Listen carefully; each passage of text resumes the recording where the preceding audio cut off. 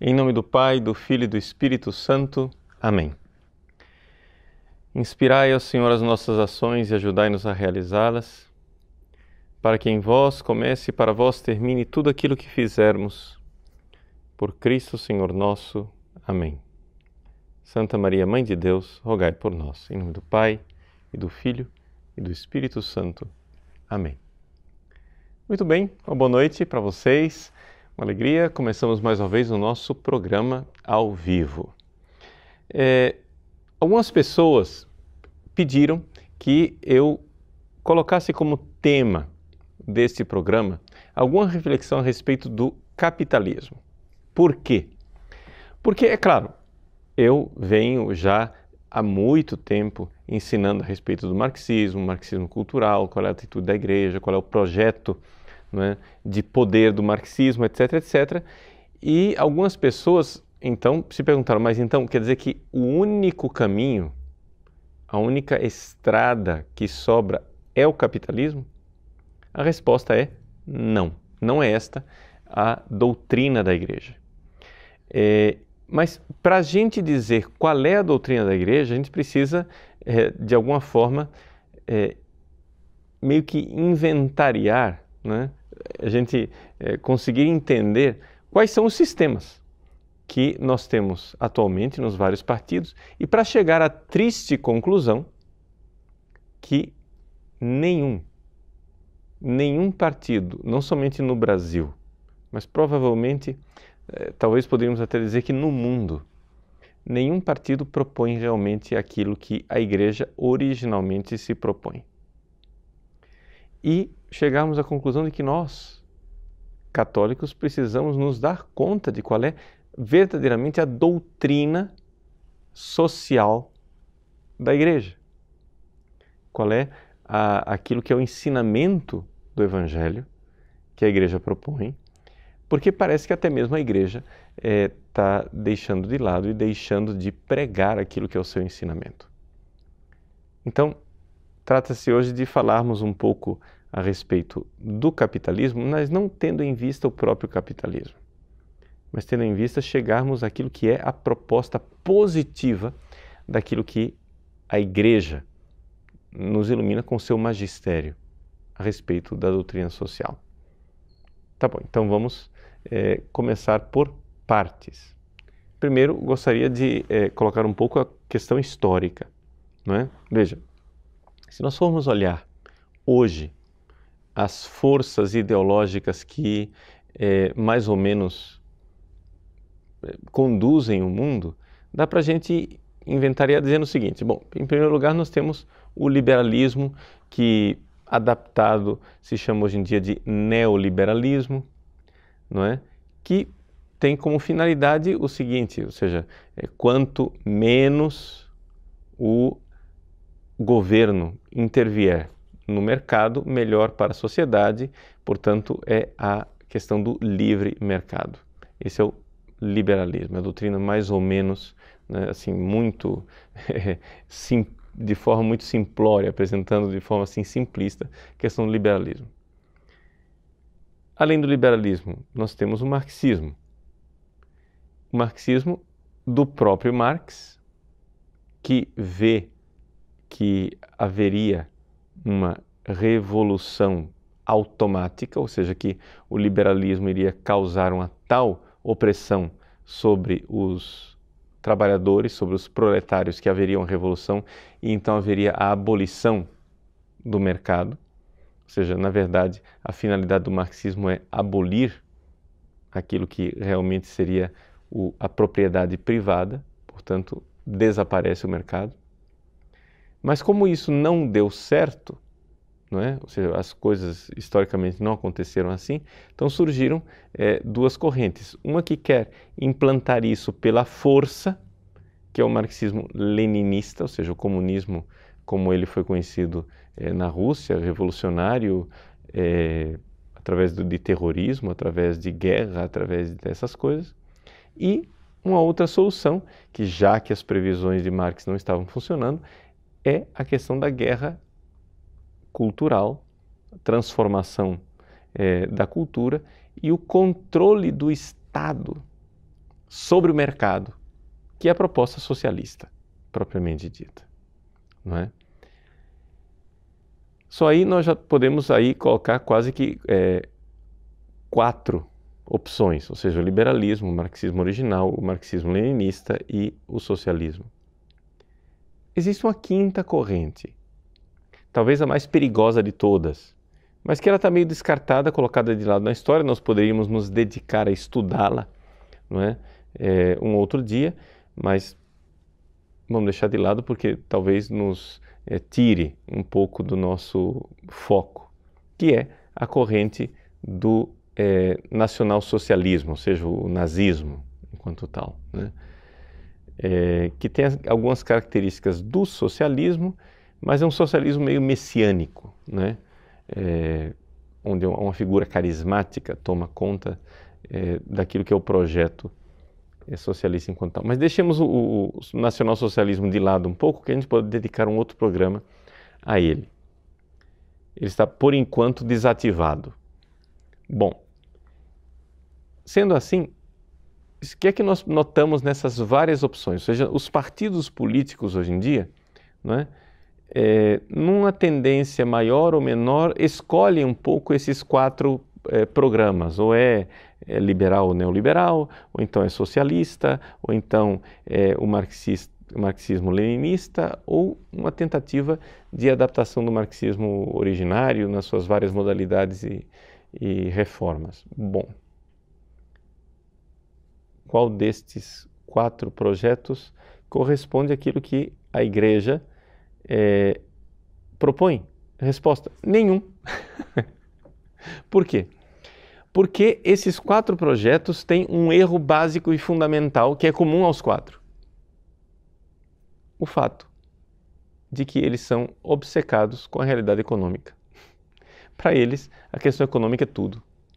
De onde vem essa obsessão? Quem iniciou tudo foi o liberalismo. Nós vamos ver já já essa questão histórica. Mas é importante eu dizer já desde o início que a Igreja não segue isto, e não é que a Igreja vai olhar esses 4 sistemas e então adaptar e ver qual é o melhor. Não. É que aqui o que a Igreja propõe é uma realidade de outra ordem. É como se eu dissesse assim: padre, escolha uma dessas 4 cores. Não é? Então, eu tenho aqui o vermelho, o amarelo, o verde e o azul. Escolha uma das 4 cores. E eu dissesse assim: eu escolho Dó maior. Ou seja, é de outra ordem. Uma coisa é cor, outra coisa é som. O Dó, o Ré, o Mi, né? Então, a escolha da Igreja é de uma outra qualidade. Por quê? Porque a escolha da Igreja, eu digo desde já, é uma escolha voltada para uma sociedade onde a questão econômica não é aquilo que agrega a sociedade. Esse é o problema. Ou seja, os sistemas que nós temos hoje são sistemas onde a economia é tudo. E que o fator econômico é o foco da sociedade. Então, é como se nós estivéssemos numa sociedade onde está todo mundo hipnotizado pela economia, não é? Os liberais com a questão de ganhar cada vez mais, os marxistas e socialistas obcecados com a questão de distribuir cada vez mais, e o problema social se resolve na economia. Tanto é verdade que esta é a única realidade que se vê hoje em dia, que você pode ver que o nosso debate depois, o debate eleitoral, as campanhas políticas, todo o problema, tudo se envolve ao redor da economia. Essa é a tragédia, infelizmente, do mundo atual e a tragédia do Brasil. Ou seja, a realidade é que nós estamos nos tornando cada vez mais materialistas. Agora veja, a doutrina social da Igreja rejeita essa realidade. Não é? Veja o Catecismo da Igreja Católica, número 2423. Não é? Ele diz o seguinte: a doutrina social da Igreja propõe princípios de reflexão, apresenta critérios de juízo e orienta para a ação. E aí ele diz assim: todo sistema segundo o qual as relações sociais seriam inteiramente determinadas pelos fatores econômicos é contrário à natureza da pessoa humana e dos seus atos. Todo sistema, não é, onde as relações sociais são inteiramente determinadas pelos fatores econômicos. Agora vocês vejam, a visão, não é, que se tem desses vários sistemas é sempre econômica. Ou seja, a salvação da sociedade está no mercado para os liberais. A salvação da sociedade está na abolição do mercado para os marxistas radicais. A solução da sociedade está no controle do mercado para os socialistas. Mas a solução da sociedade não está na realidade econômica. Esse é o problema. E quem começou tudo isso? Quem foi que digamos assim, na história de Adão e Eva, né? Quem foi? Foi Adão, foi Eva, foi a serpente? Quem foi que começou com essa proposta aí de centrar tudo na realidade econômica? Bom, vamos para a história. Eu poderia contar essa história muito mais longa. Eu poderia começar lá atrás, no fim da Idade Média. Eu vou resumir a conversa, porque senão, né, nós vamos transformar um programa ao vivo num curso, né? Vamos começar na instituição daquilo que é o sistema bancário que nós temos hoje. Vejam, o pessoal que tinha o poder econômico, por uma série de realidades históricas, eles mais ou menos se agregaram na Inglaterra. Seria muito interessante explicar como e por que esse pessoal foi para a Inglaterra. Mas nós não temos tempo para isso, mas eles foram para a Inglaterra. Ou seja, o pessoal viu que a Inglaterra tinha um ambiente onde eles podiam usar o seu poder econômico para determinar e transformar a realidade social. Bom, o que aconteceu depois? Eles então iniciaram uma realidade chamada Banco Central, independente do governo. Então, o Banco Central o que é? É aquele que é responsável por produzir a moeda. E é o sistema bancário como nós temos hoje. Esta realidade do Banco Central foi que proporcionou, que possibilitou a Revolução Industrial Inglesa. Como que aconteceu? Isso aqui é muito importante para a gente entender as coisas, como que elas começaram, e você precisa tirar da sua cabecinha as maluquices marxistas que os seus professores universitários vão colocando na sua cabeça. Para os marxistas, a economia é um jogo de conta zero. Ou seja, para eles, a riqueza é um bolo, e se eu tenho uma fatia maior do que a sua, é porque eu roubei a sua propriedade. Então, ou seja, os marxistas são obcecados com essa história. Você pode ver o nosso governo, que é um governo marxista, eles têm uma obsessão com esse negócio de distribuição de riqueza, né? Então tem que distribuir a riqueza, tem que ser as riquezas iguais, tem que distribuir riqueza, tem que distribuir riqueza. O problema é o seguinte, gente, a riqueza, você pode até ter um programa social que ajude os pobres, e isso é importante, é necessário, mas a riqueza é uma coisa que se produz, não é algo que se distribui somente. Você pode até distribuir, mas é importante saber que a riqueza aumenta. Não é uma torta estática que eu distribuo, mas é algo que se produz. Então, o que é que os banqueiros ingleses notaram? O seguinte, tem um sujeito aí querendo fazer uma máquina a vapor para colocar na indústria dele. Ele está precisando de dinheiro. Vamos emprestar dinheiro para ele. Mas alguém chega e diz, não, mas nós não temos esse dinheiro.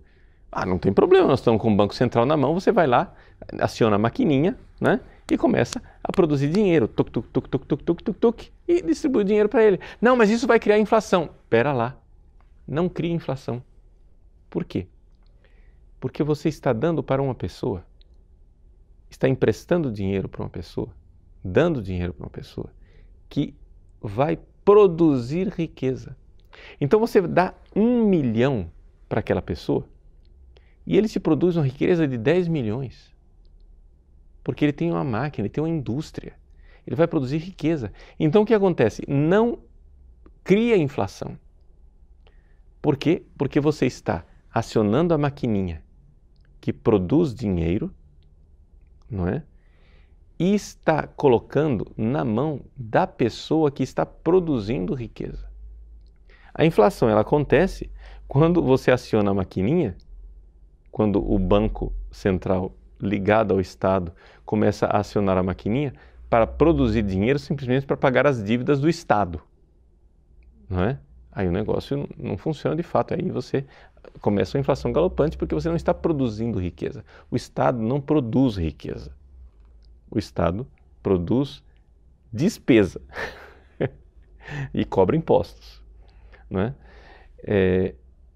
E se ele cobra impostos, mas o que ele está gastando é mais do que o que ele está cobrando, então é evidente que ele então tem a tendência de acionar a maquininha para produzir dinheiro e pagar as suas dívidas. Mas lá atrás, na Revolução Industrial, não foi isso que aconteceu.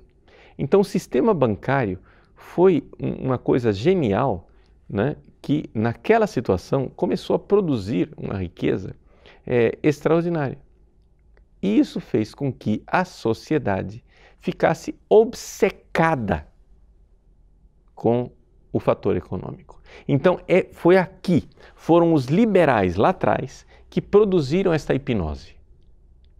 Que produziram a hipnose, essa obsessão de que a economia é tudo e que é a economia que agrega a sociedade. Marx, ao invés de desmontar isto e dizer que a economia não é a base da sociedade, aceitou a premissa. Aceitou a premissa dos liberais de que a economia é tudo. A economia é a infraestrutura. É a economia que agrega a sociedade, que faz, que explica a sociedade, né? Aí vem toda a coisa do Marx com relação às classes, etc. e tal, isso e aquilo. Então nós estamos aqui, né, nos últimos séculos, desde a Revolução Industrial, vendo uma sociedade que está cada vez mais obcecada na realidade econômica e que tudo se explica ao redor do dinheiro. Mas a pergunta, esta é a única alternativa? Resposta, não. Por exemplo, todo mundo associa o capitalismo com os Estados Unidos. E de fato, existe uma associação. Mas é interessante você notar que, historicamente falando, a coisa aconteceu na Inglaterra. E os Estados Unidos, que naquela época estavam fundando a sua nação, não tinham revolução industrial. Ou seja, o início dos Estados Unidos da América é o início de uma sociedade agrária, uma sociedade pré-industrial, não é? E que, portanto, não viveu esta realidade econômica que havia na Inglaterra, esta revolução do sistema bancário inglês. Por isso, a nação americana ela não foi fundada, né, na obsessão do dinheiro. Calma, espera lá, eu não estou tentando defender os americanos, custe o que custar. Não, porque hoje os Estados Unidos estão diferentes daquilo que eles eram. Tá? Os Estados Unidos hoje são bem diferentes daquilo que foram os Estados Unidos na sua fundação. Os Estados Unidos na sua fundação não foram fundados ao redor de uma realidade chamada economia. Os Estados Unidos foram fundados ao redor de uma realidade chamada virtude cívica. Porque o livro que moldou os Estados Unidos é um livro escrito por um senhor chamado Montesquieu, chamado O Espírito das Leis. O Espírito das Leis é um livro, atenção, que se nós formos olhar a doutrina social da igreja, já é uma decadência, já manifesta uma decadência, já eu explico por quê. Mas, se nós formos comparar o Espírito das Leis de Montesquieu com esta obsessão econômica que nós temos hoje, aquilo que está no Espírito das Leis de Montesquieu é muito melhor. Então é por isso que as instituições do sistema americano, não é, foram moldadas de uma forma que possibilitavam, não é, que uma sociedade continuasse promovendo a virtude. Os Estados Unidos eram uma sociedade cristã, eram uma sociedade, digamos assim, marcada por uma forte presença, não é, dos protestantes. Havia também presença católica, mas era menor. E os protestantes viviam a virtude, simplesmente. Mas eles não se preocuparam em saber como educar a sociedade para a virtude, também porque eles não tinham muito clareza do que fosse a virtude. Seja como for, o Montesquieu quis a sociedade americana baseada na virtude cívica, ou seja, onde o cidadão busca o bem comum. Virtude cívica é isso, ou seja, você ter virtudes onde as pessoas busquem o bem comum, ponto, e acabou, e ótimo. E está todo mundo satisfeito com isso. Se nós tivéssemos isso aqui no Brasil, já seria de bom tamanho. O problema é que não somente nós não temos isso no Brasil, como os americanos também já não têm mais isso. Ou seja, os Estados Unidos já não estão mais nessa. Por quê? Porque eles não fizeram instituições, digamos assim, que realmente possibilitassem, não é, a educação das pessoas nessa realidade das virtudes cívicas, que não são tudo, mas já seriam uma boa coisa. Então, baseado nisso, qual é então a proposta da igreja? Não é? Bom, eu coloquei para vocês uma questão histórica, não é? Então, nos Estados Unidos, o espírito das leis de Montesquieu queria fundar a sociedade nas virtudes cívicas. Do outro lado do Atlântico, os ingleses começam a Revolução Industrial e começam a obsessão, que é a obsessão que nós temos atualmente com a economia, onde a sociedade não está ligada pelas virtudes, mas está ligada pela questão econômica. Virtudes cívicas, questão econômica. E a igreja? Bom, em primeiro lugar, eu quero dizer o seguinte: quando eu vou falar de doutrina social da igreja, eu estou falando de um ensinamento que brota diretamente do Evangelho. Então, é uma luz, mais do que uma receita. É importante, quando a gente vai falar de doutrina social da igreja, entender isso. A igreja, ela não tem uma receita pronta de como é que você deve montar um Estado, como é que você deve montar um governo, como é que você deve montar uma administração. Vocês não procurem isso no Evangelho, porque vocês não vão encontrar. No Evangelho vocês vão encontrar luzes que iluminam essas questões. Então, o cristianismo é bem diferente, por exemplo, do islamismo. Por exemplo, o islamismo é uma religião que tem com ela embutida, não é, um sistema político, digamos assim, onde você tem uma lei para aplicar. O islamismo ele começou muito político. Maomé era um líder político, era um líder militar e tinha um governo para implantar. Esse tipo de coisa, então, numa sociedade muçulmana, você tem uma forma de governo, digamos assim, que adaptada às várias realidades dos países, mas você tem mais ou menos, digamos assim, um quadro geral no qual você deve montar, né, o seu país. Já o cristianismo não. O cristianismo ele tem uma luz, ele tem uma palavra, ele tem realidades que são muito importantes, mas que deixam as pessoas livres para então ir construindo uma civilização cada vez mais cristã. Por isso, não procuremos na Bíblia fórmulas prontas, ok? E todo mundo que, por exemplo, quando a teologia da libertação pega o Evangelho e procura encontrar fórmulas evangélicas para implantar o marxismo, não é? Você vê claramente que aquilo é uma manipulação e que não tem mínimo cabimento. Por quê? Porque você está forçando a barra. Você está querendo encontrar um sistema, não é, dentro do Evangelho que extrapola os sistemas, é muito mais do que os sistemas. Então, o que é que a igreja propõe para uma sociedade? Veja só. A base da sociedade para a igreja não é a economia. Não são as virtudes cívicas, mas é a família. É aqui que vocês agora, talvez agora, finalmente comecem a compreender por que é que nós lutamos tanto pela família. Porque isso tem uma repercussão social séria, muito grande. Porque uma sociedade deve ser montada mais ou menos como uma família é montada. A família ela é a célula básica da sociedade. Então, isso quer dizer que quando você junta estas células, o organismo que nasce destas células é mais ou menos da mesma natureza da célula base. Então, o que agrega a sociedade não é a economia, não são as virtudes cívicas, mas são as virtudes humanas, que é o que agrega a família. Deixa eu explicar. Santo Tomás de Aquino, né, escreveu a Suma Teológica, vocês conhecem, né? Então, na Suma Teológica existe uma parte que fala da moral. A moral geral, digamos assim, nas suas normas gerais, está na chamada primeira seção da segunda parte. A prima secunde, né?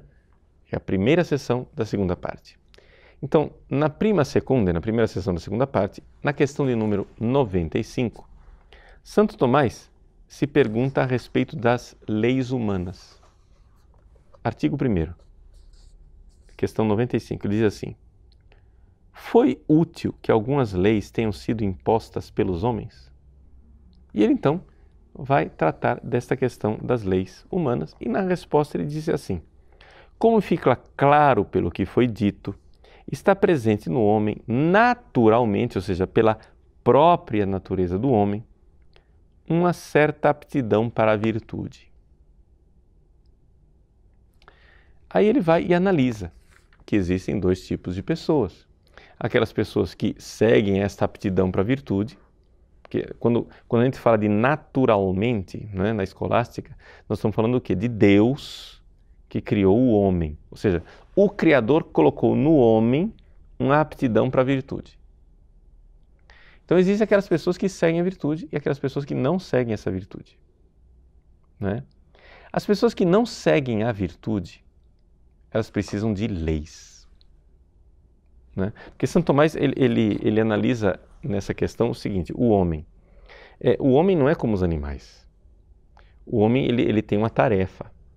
Os animais eles já têm casa, roupa e na natureza os seus alimentos. O homem não. O homem ele precisa aprender. Existe uma realidade chamada cultura. O homem precisa transmitir para os outros os conhecimentos. Então a gente aprende a fazer tecidos para se vestir, aprende a fazer casas para morar nelas, a gente aprende a fazer instrumentos elétricos, eletrônicos, por exemplo, para transmitir uma aula, um programa ao vivo como esse, e etc. E assim a gente vai. Ora, como que você vai realizar essa tarefa de humanizar as pessoas, de ensinar a cultura, de fazer as pessoas, digamos assim, saírem da ignorância e se realizarem? O ser humano é bem diferente do animal. O ser humano ele é melhor do que o animal. O ser humano ele tem alma, ele precisa aprender, ele precisa ser educado. É necessário uma chamada disciplina. Atenção, cuidado com a palavra disciplina. Porque em Santo Tomás escreve em latim. Disciplina quer dizer alguém que é discípulo, quer dizer aluno, alguém que aprende, né? Disciplina quer dizer um aprendizado. Então, o ser humano precisa de aprendizado, ele precisa de educação, né? E como é que a gente transmite essa educação, esse aprendizado? Duas maneiras. Se a pessoa é virtuosa, Santo Tomás diz. Veja só agora. Ele diz: certamente, quanto àqueles jovens inclinados aos atos das virtudes, então estamos falando de jovens que vão aprender e eles são inclinados à virtude. E por que ele é inclinado à virtude? Bom, existem várias opções. Por causa de uma boa disposição da natureza, ou seja, porque as pessoas variam, né? Não somos todos iguais. Só os marxistas acreditam a besteira de que nós somos iguais. Não somos todos iguais. Existem pessoas que têm o talento mais fácil, outro tem, né? Não tem os talentos. Muito bem. Disposição da natureza, dos costumes, ou seja, hábitos que foram sendo impostos, ou mais ainda um dom divino, porque existe a graça. Né? Então, como é que um jovem pode ser voltado para a virtude? Quer por natureza, quer pelo ambiente social no qual ele viveu, que ele foi, né, criando aqueles hábitos, aqueles costumes, quer por intervenção divina que infunde nele, né, essas graças. Muito bem. Ele vai e diz assim, bom, esses jovens, né, que são voltados para a virtude, é suficiente a disciplina paterna. Cuidado com a palavra disciplina. Vamos substituir aqui. É suficiente o ensinamento paterno. Tá? Estamos falando de família. Que se faz mediante os conselhos. Sufficit disciplina paterna quaest per monitiones. Então essa é a primeira classe de pessoas, onde você tem as pessoas que estão voltadas para a virtude, você vai e dá um conselho paterno e a pessoa aceita isso. Por exemplo, por que aqui o nosso site, as pessoas que frequentam o nosso site, por que é que eu digo que nós somos uma família? Nós somos uma família porque você não está aqui porque uma lei te obriga, você não está aqui porque alguém está mandando, você está aqui porque você virtuosamente está buscando a doutrina da igreja, os ensinamentos da mãe igreja. Eu sou somente o canal dessa transmissão. E a mãe igreja, com seus conselhos maternos, vai formando você. Vai lhe dando o conhecimento. Então isso é uma família. A igreja é uma família, não é? As congregações religiosas, pelo menos nas suas origens, eram uma família. Por exemplo, Santo Antão, no deserto, as pessoas iam atrás de Santo Antão porque viam naquele homem uma virtude e então queriam, eu quero ficar com o Senhor me ensine. Abba, dize-nos uma palavra para que nós vivamos. Então ele dava os paternos conselhos, né? São os apotegmas dos santos padres, aqueles ditos e as pessoas. Então ali havia uma sociedade virtuosa que seguia os conselhos. Assim as congregações religiosas na sua origem. Depois elas foram meio que adotando, digamos assim, um perfil de empresa, um perfil empresarial, que por causa de algumas situações da época eram necessárias, né? Você veja, por exemplo, os jesuítas, não é? Os primeiros rapazes que procuraram Santo Inácio procuraram com essa mesma índole de família, não é?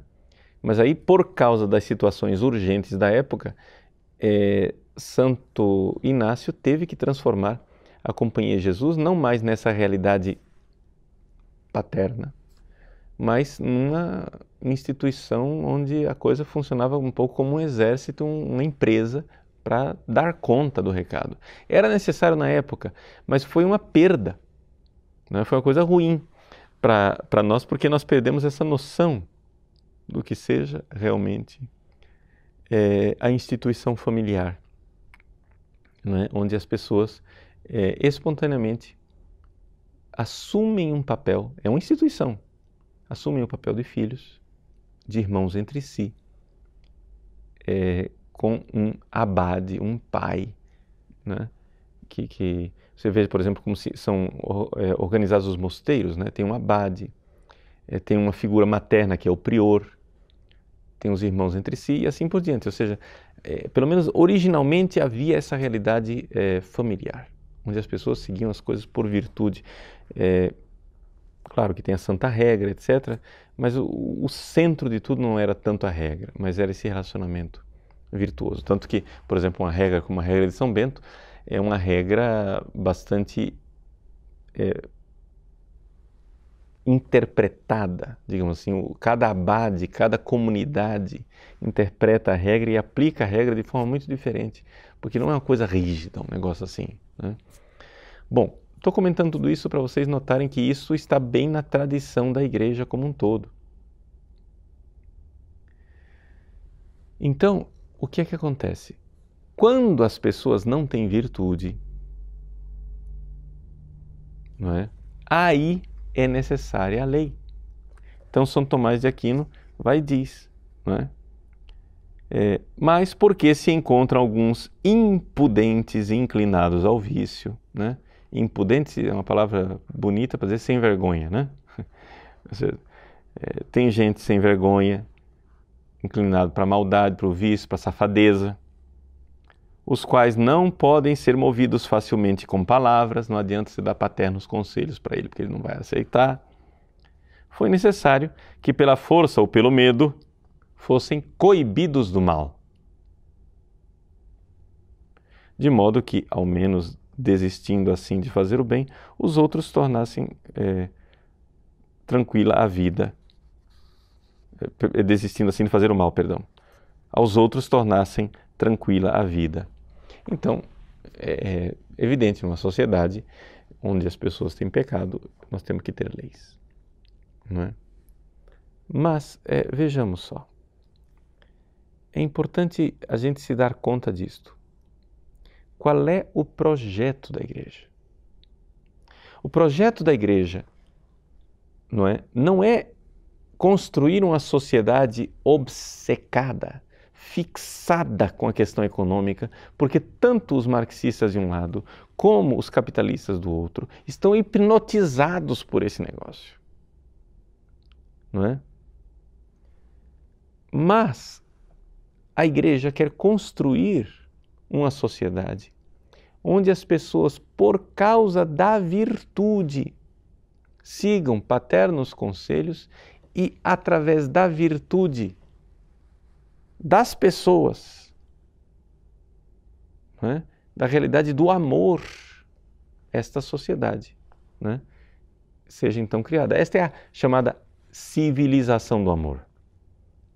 Ou seja, não é tanto a questão da virtude cívica somente de Montesquieu, mas é uma coisa mais profunda, porque a virtude cívica de Montesquieu visa o bem comum, e isso já é uma grande coisa, pelo amor de Deus, eu não estou negando, toda política deve visar o bem comum, não estou negando isto, mas eu estou dizendo o seguinte, que se nós tivermos um profundo processo de evangelização da sociedade, as pessoas serão virtuosas, e quanto mais as pessoas forem virtuosas, mais a sociedade se tornará uma sociedade melhor.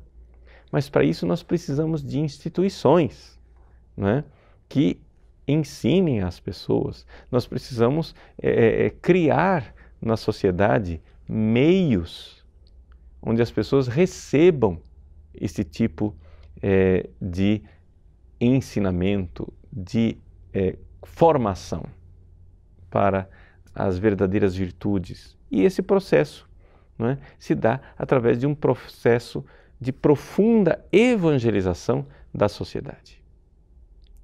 Então, vejam como a natureza da sociedade que é colocada pelo magistério da igreja, através da doutrina social, é de uma natureza completamente diferente daquilo que nós temos hoje nos projetos dos partidos políticos.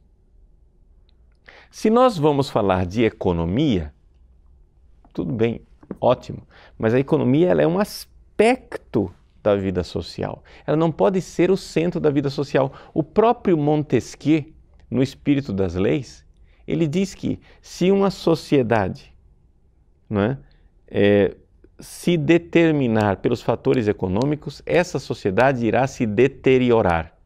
Será a corrupção da sociedade. Então vejam, nós vemos aqui que nós temos uma realidade bem clara.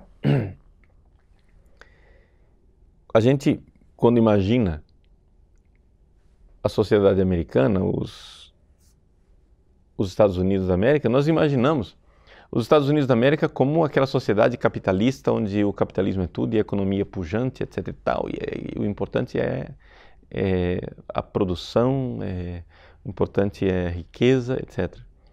Mas isto é uma deterioração da sociedade americana, porque ela foi fundada numa outra coisa. Ela foi fundada, né, baseada no espírito das leis de Montesquieu, numa realidade de virtudes cívicas. Esta realidade de virtudes cívicas já é uma deterioração daquilo que nós tínhamos anteriormente, né, numa sociedade pautada pelos valores cristãos, onde a questão da sociedade já não era mais só as virtudes cívicas como elas são apresentadas, assim, de uma forma meio embaçada, meio não clara por Montesquieu, mas as virtudes tais quais elas foram apresentadas por Santo Tomás, ou seja, pela Igreja. Virtudes essas que já tinham sido estudadas anteriormente por Aristóteles, mas Aristóteles não chega a conhecer exatamente o que é que são certas virtudes das quais ele fala. Por exemplo, Aristóteles fala de virtudes heróicas. Mas Aristóteles não chegou a entender direito o que era esse negócio de virtudes heróicas, porque precisava do cristianismo para que se tivesse um conceito daquilo que são as virtudes infusas, ou seja, as virtudes que são dadas, como colocava Santo Tomás aqui na Suma, não é? Por dom divino. Somente assim nós teremos virtudes heróicas. Agora imagine uma sociedade onde existem vários santos, inúmeros santos. A sociedade é completamente diferente, não é? E não estou aqui propondo nenhuma utopia. Não é utopia. Nossa, Padre Paulo está supondo uma sociedade maravilhosa onde todos serão santos. Não, nada disso. Estou dizendo o seguinte, uma sociedade onde tem mais gente evangelizada e mais gente santa é uma sociedade melhor. Porque você vai ter uma quantidade maior de pessoas que se dispõem a seguir as coisas por paternos conselhos e, infelizmente, vai ter aquela fatia de gente mal inclinada, né? Aquele pessoal safado, sem vergonha, né? Que não quer seguir a virtude, e aí você vai ter que aplicar a lei para essas pessoas. Mas é evidente que se você não evangeliza, se você não transforma o coração das pessoas, não vai ter cadeias suficientes para as pessoas. Agora, o que é que nós estamos vivendo aqui no Brasil? Nós estamos vivendo aqui no Brasil uma situação onde as virtudes já foram para as cucuias há muito tempo e o que interessa agora são os interesses. Então, de um lado, nós temos as pessoas, poucas é verdade, porque infelizmente o Brasil não é que haja muitas vocações empresariais, né? Todo mundo quer fazer. Se você vai numa universidade hoje, pergunta para os alunos. Nos Estados Unidos, você pergunta para os alunos: o que é que você quer fazer da vida, meu filho? Eu quero abrir uma empresa. Você vai numa universidade brasileira, pergunta para o aluno: o que é que você quer fazer na vida? Eu quero fazer concurso. Todo mundo quer fazer concurso, todo mundo quer se pendurar no Estado. Está entendendo? A mentalidade empresarial no Brasil ela é mínima. Mas vamos considerar, por um lado você tem as pessoas com a mentalidade empresarial que querem ganhar dinheiro, etc. e tal, e isso é bom, mas que infelizmente, por causa do materialismo, são obcecadas com a história do dinheiro, são obcecadas com a economia como se aquilo fosse tudo. E do outro lado, você tem pessoas que invejam isso. Não, vamos distribuir aí, vocês estão ganhando só vocês, eu quero também, eu quero também. Então, essa é a mentalidade marxista. E aí, a mentalidade marxista, ela gera dentro das pessoas uma questão um justicialismo onde tudo termina na delegacia, tudo termina em processo, tudo termina num tribunal. Por quê? Porque quando você não tem virtudes, a sua sociedade vai ser uma sociedade montada na lei do cão, é claro. Na lei do cão. Então, qual é então o juízo da Igreja com relação a estes sistemas que eu citei no início da aula? Capitalismo, marxismo, socialismo. Se vocês forem no Catecismo da Igreja Católica, vejam, eu estou citando o Catecismo porque as coisas estão mais resumidas aqui, estão mais fáceis, né? Mas você tem inúmeros documentos da doutrina social da Igreja. No número 2425, ou seja, 2425, o Catecismo diz assim: a Igreja tem rejeitado as ideologias totalitárias e ateias associadas nos tempos modernos ao comunismo e ao socialismo. Então o Catecismo está dizendo que o comunismo e o socialismo, não é, são totalitários e ateus. E a Igreja rejeita isso. Agora, o que dizer do capitalismo? Além disso, na prática do capitalismo, ou seja, o capitalismo, enquanto economia de mercado, ele não é um sistema, não é, necessariamente, digamos assim, totalitário e ateu. Embora ele possa se manifestar isso também. Mas é um sistema que pode ser corrigido. Como assim? O Catecismo diz: na prática do capitalismo, ela, ou seja, a Igreja, recusou o individualismo e o primado absoluto da lei do mercado sobre o trabalho humano. Não é? Então, qual é a solução? Corrigir o capitalismo. A regulamentação da economia exclusivamente por meio do planejamento centralizado perverte na base os vínculos sociais. Então, veja só, o catecismo acabou de bater no capitalismo, agora ele está batendo do outro lado, no planejamento social, né, excessivo, por causa do princípio de subsidiariedade da Igreja. Né? Sua regulamentação unicamente pela lei do mercado vai contra a justiça social. Agora bate do outro lado, bate no capitalismo outra vez. Então você vai planejar a economia, se você faz um planejamento centralizado, né, você está então pervertendo a base dos vínculos sociais. E se você não regulamenta nada e é somente a lei do mercado, você então está destruindo a questão da justiça social. Pois há muitas necessidades humanas que não podem ser atendidas pelo mercado. É preciso preconizar uma regulamentação racional do mercado e das iniciativas econômicas de acordo com a justa hierarquia dos valores em vista do bem comum. Essa justa hierarquia dos valores em vista do bem comum é aquilo que nós estávamos falando aqui, que é um sistema baseado nas virtudes. O mundo atual está pronto para entender isso daqui? É claro que não. É claro que não. Mas o que é que nós temos que fazer? Nós temos que arregaçar as mangas e temos que evangelizar. Temos que evangelizar. Mas o problema é que parece que até a própria igreja está esquecida da sua doutrina. Ou seja, quando a gente sai em campo para realmente falar de questões políticas e econômicas, parece que até mesmo a igreja, né, só sabe ler através das cartilhas de ideologias que não tem nada a ver. Então, é por isso que eu dizia no início desse programa que nós temos, de um lado, não é, uma obsessão com a questão econômica, e se você pede para a igreja escolher entre essas realidades, cuidado, porque entre o amarelo, o vermelho, o azul, o verde, a igreja vai escolher o dom maior. Ou seja, não está nesse campo. Ah, quer dizer que a igreja então ela opta pelo capitalismo, ou seja, pelo liberalismo? Não. E sim. Ou seja, se você vai falar de sistema econômico enquanto tal, não é? É evidente que uma certa economia de mercado ela é necessária, mas com alguma intervenção do Estado.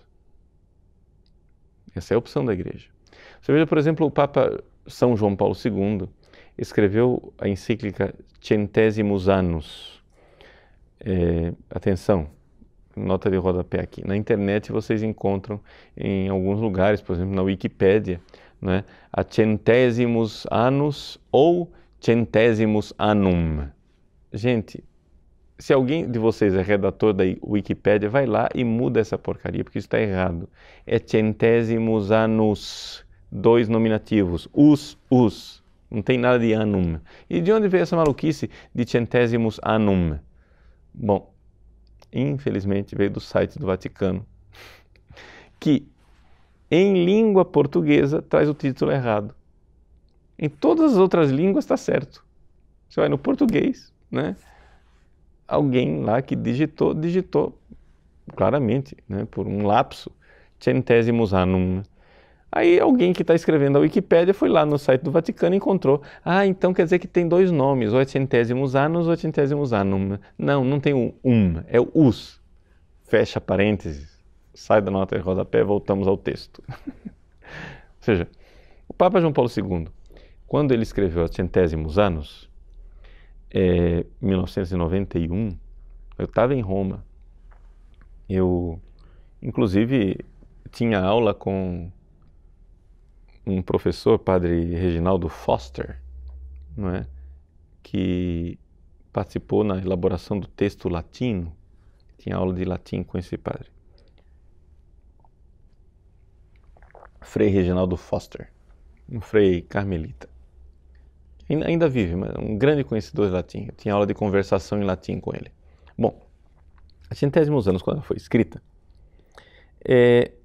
claramente nós temos ali, estamos em 91, acabou de cair o Muro de Berlim em 89, eram 2 anos depois. Estava todo mundo perguntando, e agora para onde? Agora que não existe mais, pelo menos naquela época se avaliava assim, não existe mais o socialismo real. Para onde ir? E o São João Paulo II responde assim, para o capitalismo, aí ele responde, dizendo, se por capitalismo você entende uma economia de mercado onde haja liberdade, etc e tal, livre iniciativa, não um planejamento excessivo, camisas de força, etc e tal, então sim, uma economia de mercado. Mas, corrige o Papa logo em seguida, se por economia de mercado você entende individualismo, né, o lucro pelo lucro como única finalidade, etc e tal, então não. Isso não é opção. O Papa estava falando aqui de quê?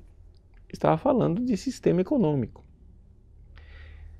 Outra análise é o que nós estamos fazendo aqui nesta aula.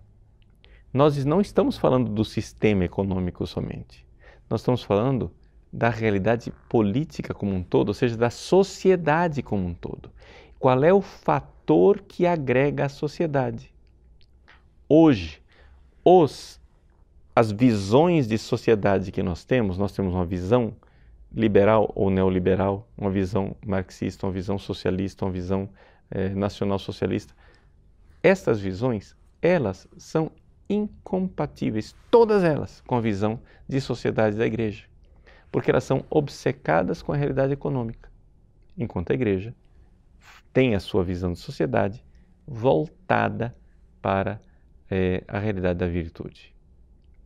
Historicamente, se nós formos olhar para trás, você irá ver que antes dessa obsessão que começou lá com a implantação do sistema bancário, não é como nós o temos na Revolução Industrial na Inglaterra, antes já havia uma certa decadência, porém ainda naturalmente muito melhor do que o que nós temos hoje, no espírito das leis de Montesquieu, onde se procurava as virtudes civis somente. A igreja não quer somente as virtudes civis, ela quer uma verdadeira evangelização. Ela quer a transformação do coração do homem. E a partir da transformação do coração do homem, nós podemos então falar de uma civilização do amor. Esta é a doutrina social da igreja. Então, por isso, me desculpem aqueles que estavam empolgados achando que o Padre Paulo é capitalista, ele é liberal, etc. e tal. Veja, eu sou na justa medida em que a doutrina social da igreja aceita algumas coisas, a realidade do livre mercado, etc. e tal, isso e aquilo, sem dúvida alguma. Não é? Porque, aliás, se estuda e se vê que, na realidade, essa verdade do capitalismo enquanto tal, teve as suas raízes também dentro da própria contribuição da igreja para a formação do capitalismo, mas enquanto sistema econômico, não enquanto visão total da sociedade. Com visão total da sociedade, a realidade econômica ela não serve, ela só desagrega, ela só destrói a sociedade. Se você deixa as pessoas hipnotizadas pelo econômico.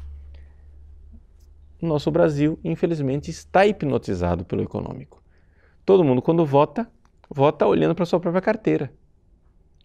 Então, é evidente que aqui isso divide o país. Isso transforma o nosso país, simplesmente, numa luta de classes, como querem os marxistas. E para nós passarmos agora para uma desagregação do país e para uma guerra civil, é daqui para ali. Você vai dizer, padre, então como resolver? Bom, a questão da solução imediata,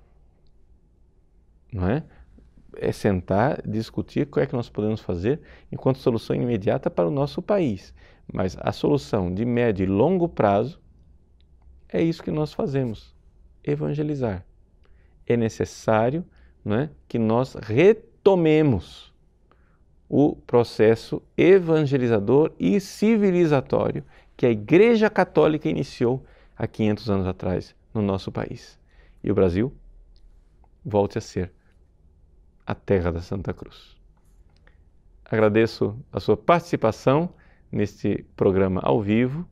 Infelizmente não deu tempo para as perguntas, eu tinha até deixado a equipe preparada para anotar as perguntas de vocês para eu poder responder, mas falei demais, o assunto ficou empolgante, e os detalhes ocuparam o espaço, tá bom?